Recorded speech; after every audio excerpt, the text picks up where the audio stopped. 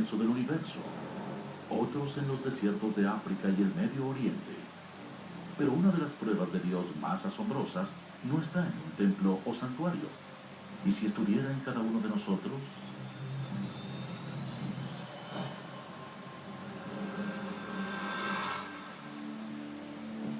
Investigaciones genéticas recientes han desatado un debate explosivo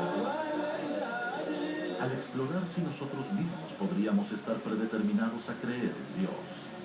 El renombrado biólogo molecular Dr. Dean Hamer ha descubierto lo que llama el gen de Dios, que demuestra que creer en Dios, o incluso el mismo Dios, está codificado en nuestro ADN. Los científicos han intentado desmentir a Dios durante mucho tiempo.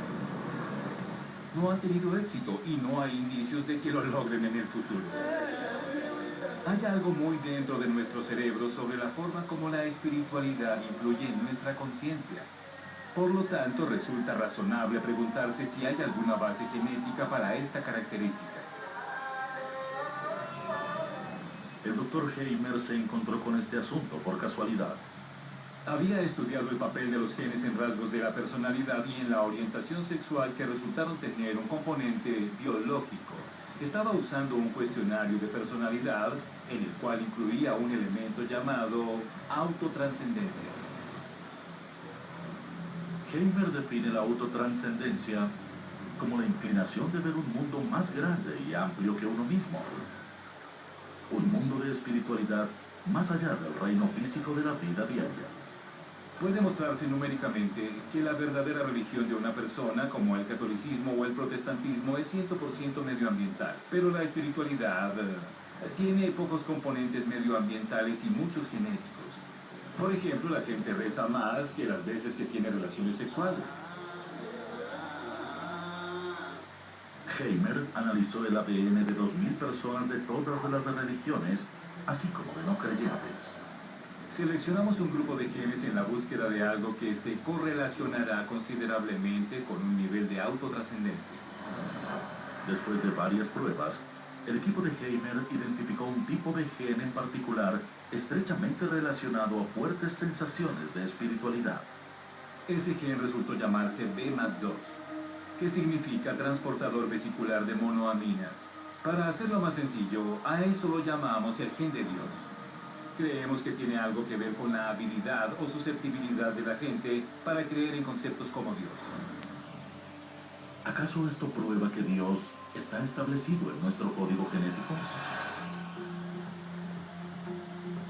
Algo interesante sobre la espiritualidad es que en verdad es un rasgo independiente de la personalidad. Es diferente a la ansiedad o cualquier cosa que hayamos calculado. Tiene un componente emocional muy fuerte que hace que la gente crea en las cosas más alocadas o en las más importantes, dependiendo del punto de vista. Por eso existieron las cruzadas, por eso tuvimos todas esas grandes actividades de la iglesia, así como todas las lamentables. Hamer dice que el gen de Dios actúa como una droga, sumergiendo el cerebro humano en neurotransmisores llamados monoaminas, que regulan el humor y la percepción. El gen de Dios equilibra estas monoaminas cuando se transportan de célula en célula y afecta las respuestas individuales y emocionales. El BMAT2 existe en cada persona. Son como los genes del color del cabello. Dependiendo exactamente del alelo del gen y de la combinación que tenemos. Eso determina si tu cabello es rubio o castaño. O si tienes una escala de autotrascendencia mayor o menor.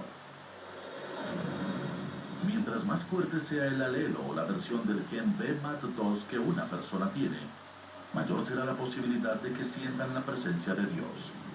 Durante su investigación, el equipo de Hamer detectó otro fenómeno. Los efectos de una forma poderosa del gen de Dios puede a veces ser aumentada o replicada por drogas alucinógenas.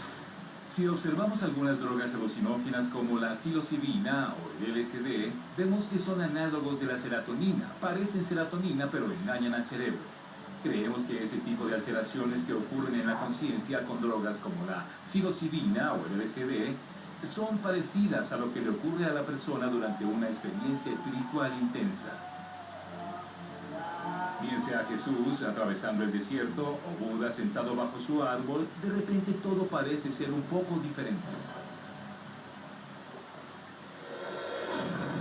Según los hallazgos de Heimer, las reacciones químicas causadas por el gen de Dios pudieron haber sido responsables de algunos milagros descritos en la Biblia, como Moisés y la zarza ardiendo. Moisés estaba en un viaje, básicamente. Puede que haya estado en un viaje porque Dios le estaba hablando desde una zarza ardiendo, o quizás estaba en un viaje porque se comió un hongo venenoso con su sopa ese día. No hay manera de saberlo, pero lo que sí sé es que sus experiencias quizás involucraban cambios en los niveles de monoamina en su cerebro. No digo esto para comparar las experiencias religiosas con las drogas, sino que ambos hechos actúan en los mismos senderos del cerebro.